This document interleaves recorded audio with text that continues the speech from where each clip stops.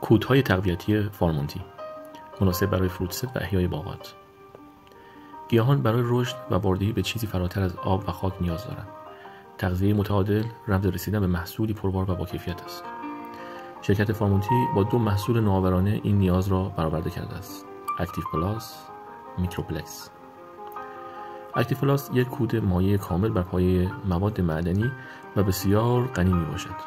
این کود حاوی 16 عنصر ضروری برای احیای خاک و تغذیه گیاهان می باشد. اما چرا 16 عنصر در یک کود؟ ما در فارمونتی به بستر رشد حاصلخیز می اندیشیم. تعدادی از عناصر موجود در این کود برای تغذیه گیاه و احیا و حاصلخیزی خاک کاربرد دارند. تمام عناصر مغذی این کود کلات چنگانه هستند و همین تضمین می‌کنند که مواد مغذی در اختیار گیاه قرار خواهند گرفت. اما در بحث تغذیه، نیتروژن برای رشد سریع، فسفر برای توسعه ریشه و پتاسیم برای تنظیم آب و افزایش مقاومت گیاه لازم هستند.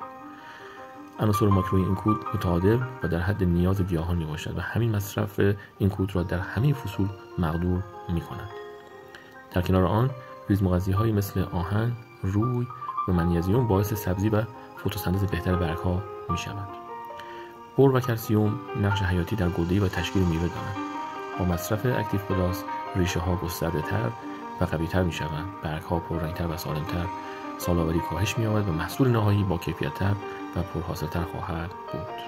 اما در کنار تغذیه ریشه گاهی گیاه نیاز فوری دارد. اینجاست که میکروپلکس وارد عمل می‌شود. این کود مخصوص محلول پاشی است. عناصر آن به صورت کلات چنگانه فرموله شده تا به سرعت از طریق روزنه برگ‌ها جذب شوند. نتیجه رفع فوری کمبودهایی مثل زردی برگ‌ها، توقف رشد یا ریزش گل‌ها. میکروپلکس بهترین انتخاب برای رساندن سریع مواد غذایی به برگ‌ها و اندام‌های حساس گیاه است. تفاوت این 2 محصول در مسیر جذب است. اکتیو پلاس از طریق ریشه عمل می‌کند و پایه تغذیه گیاه را می‌سازد. میکروپلکس از طریق برگ وارد می‌شود و کمبودهای فوری را رفع می‌کند. با استفاده همزمان از این 2 محصول، گیاه هم تغذیه پایدار دارد و هم پاسخ سریع به نیازهای لحظه‌ای آن داده شده است. این یعنی بیشترین عملکرد، کیفیت بالاتر و مقاومت بیشتر در برابر تنش‌ها. اکتیو پلاس و میکروپلکس فارمونتی 2 محصول علمی برای کشاورزی مدرن هستند. با انتخاب این کودها شما فقط به گیاه غذا نمی‌دهید، بلکه مزرعه و باغی پربار و پایدار می‌سازید.